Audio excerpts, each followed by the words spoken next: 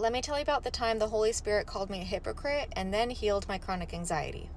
Back in 2022, a little while after leaving the Mormon church, I started posting things on Facebook. And it wasn't anything aggressive or inflammatory, but I would post things like D&C 132 verse 1 and Jacob 2:24. How can these both be true? I started posting my thought-provoking questions that had led me out of the church. Because I knew back at that time that I wasn't the only one questioning the church, and I wanted conversation. I wanted to help others who had the same questions as me. Well, when I started posting like this, my mother started responding to every single post, and she would comment over and over and over again, writing books in my comment sections, arguing with me, calling me deceived by Satan, and saying that I should just apologize and say that I was wrong, and often telling me to be a peacemaker by just not posting anymore. I threatened to block her several times and I just didn't. I don't know why. But after a year or two of this, I just started posting less, she commented less, and things kind of blew over. Well, earlier this year, she texts me on conference weekend and says, "Are you watching conference? I loved the one about being a peacemaker." And this came after me ignoring her texts for a few weeks about some political disagreement she had with my brother. And I kind of flipped a lid and I responded, "Of course I'm not watching conference. You know I'm not watching conference. Like, you are the least peaceful person in our family. You're causing contention, arguments with everyone in the family."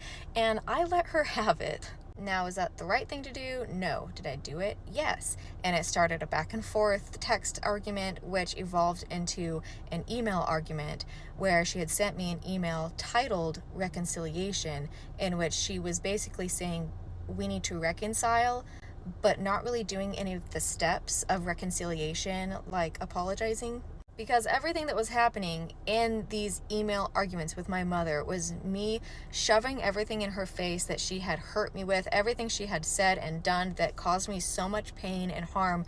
She did acknowledge some of it, but in other ways, she was completely dismissive, pretending like she never argued with me when I left the church and posted my thoughts on Facebook.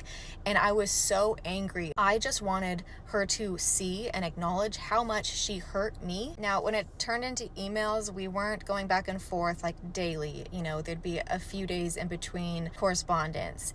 And during the time that all this was happening, I all of a sudden had so much chronic anxiety.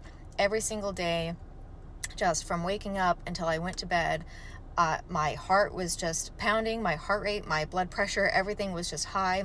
I was overwhelmed with everything. Anything my kids did wrong, I was just screaming, and I was not handling life. And after a couple of weeks of this, I cried out to God and I said, "Why do I have so much anxiety? Where is this coming from? Why do I wake up with anxiety every single day? This is not like me." And in that moment, it wasn't a voice, or it wasn't anything audible. It was just clarity right there in my mind. "You're a hypocrite." And I said, "What?" And God said, "Yeah, you are a hypocrite." And I realized everything that I was doing in my own weakness, in my own anxiety and overwhelm, my own failures, I was hurting my kids. And I was such a hypocrite, holding her accountable for everything that she had done in years past, while at the same time making the same mistakes. And I realized in that moment that I was trying to seek validation from somebody who will never be able to give it to me. So in that moment, I just forgave her. Genuinely, deeply, in my heart, I forgave her. And that night I wrote an email and I told her, "I just wanted you to understand how badly you hurt me. And in doing so, I hurt you. And I'm sorry." I've come to realize that this is a biblical principle. I was holding on to unforgiveness. And in the parable in Matthew 18, it talks about somebody who had a debt, a big debt. They owed lots of money and he forgave it. He said, "You're wiped clean. You don't owe the debt." Then that same guy went to somebody else who owed him just a little bit of money, and he pressed him for it and was trying to force him to pay him. And because of that, he was taken to jail. And the original Greek actually said that he was given up to the tormentors, not just like a physical jail, but the tormentors. There is a spiritual torture of unforgiveness. It hurts your soul. And the moment that you forgive and you let go of that unforgiveness, let go of that grudge, give it to Jesus, the torturers leave. In my case, it was anxiety.